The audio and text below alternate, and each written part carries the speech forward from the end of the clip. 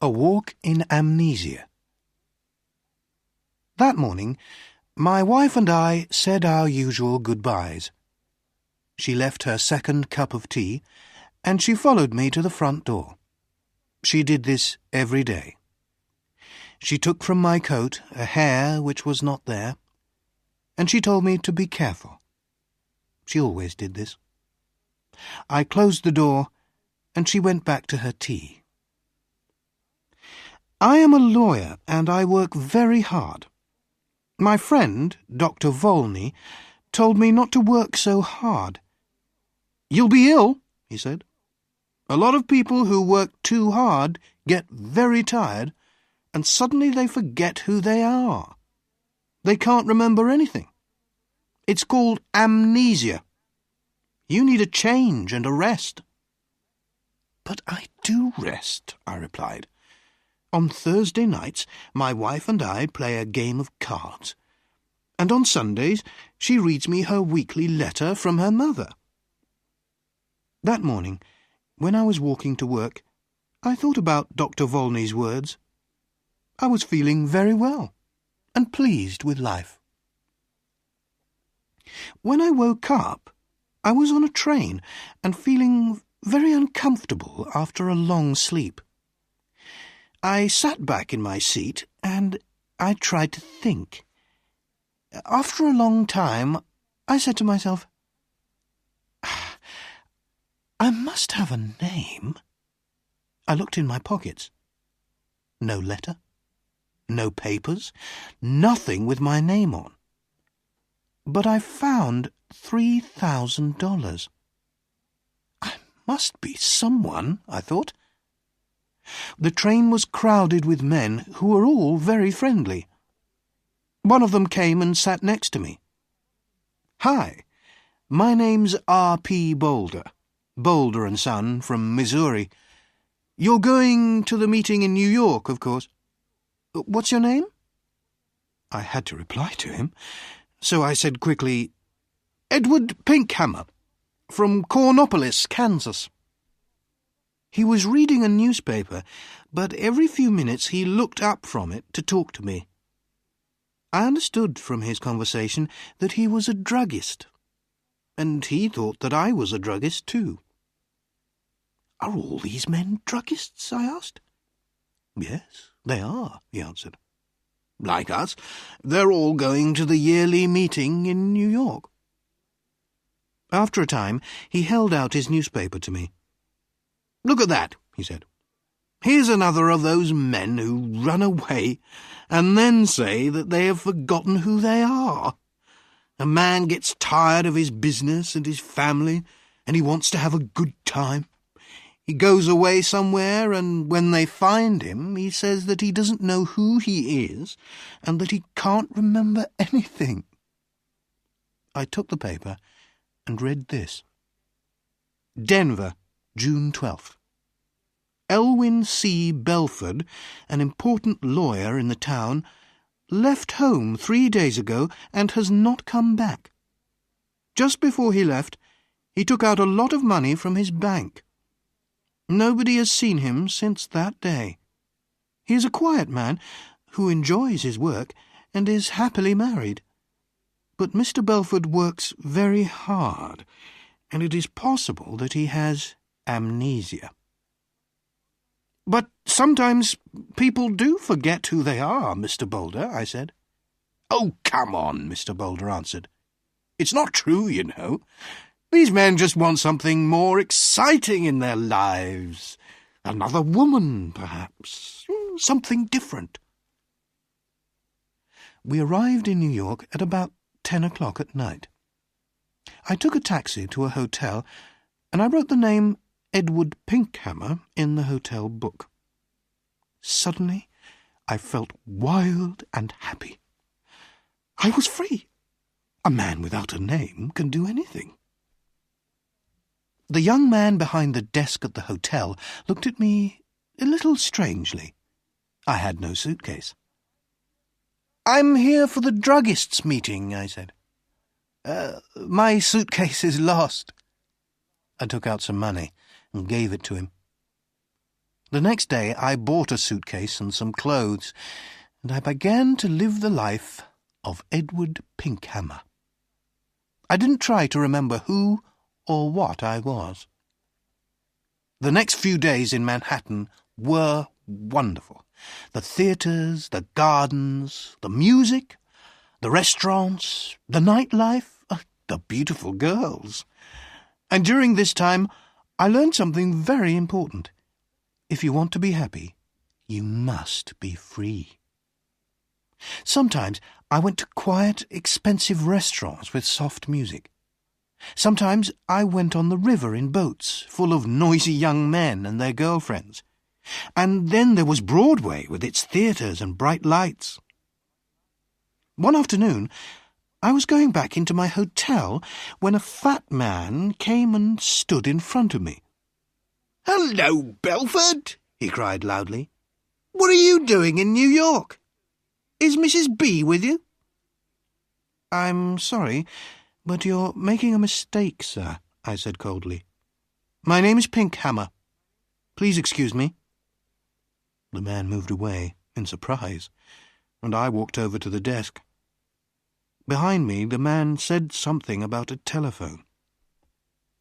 "Give me my bill," I said to the man behind the desk, "and bring down my suitcase in half an hour."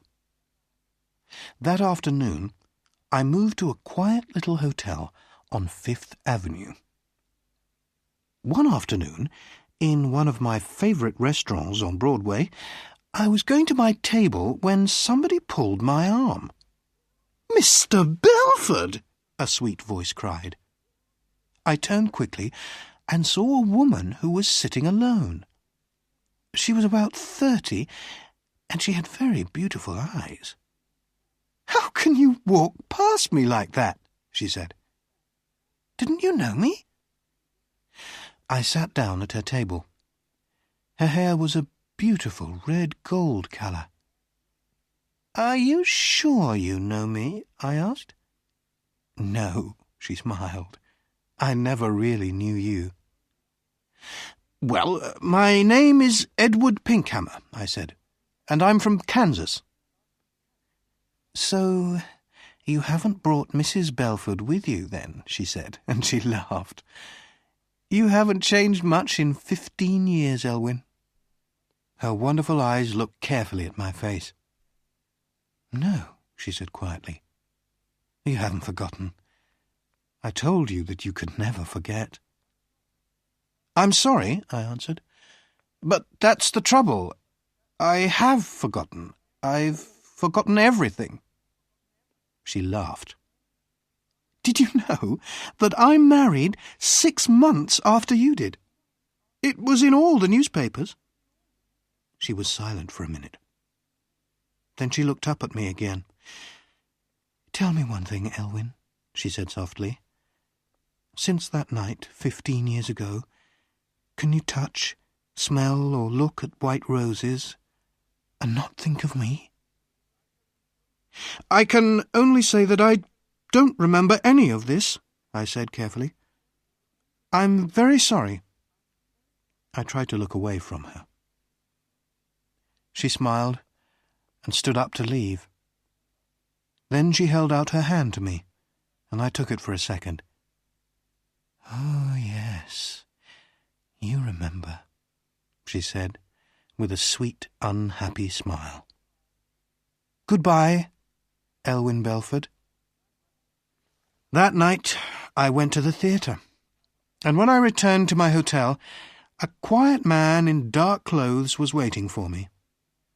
"Mr. Pinkhammer," he said, "can I speak with you for a minute? There's a room here." I followed him into a small room. A man and a woman were there. The woman was still beautiful, but her face was unhappy and tired. I liked everything about her. The man, who was about 40, came to meet me. "Belford," he said, "I'm happy to see you again. I told you that you were working too hard. Now you can come home with us. You'll soon be all right." My name, I said, is Edward Pinkhammer. I've never seen you before in my life. The woman cried out, "Oh, Elwyn! Elwyn! I'm your wife!" She put her arms around me, but I pushed them away. "Oh, Dr. Volney, what is the matter with him?" the woman cried.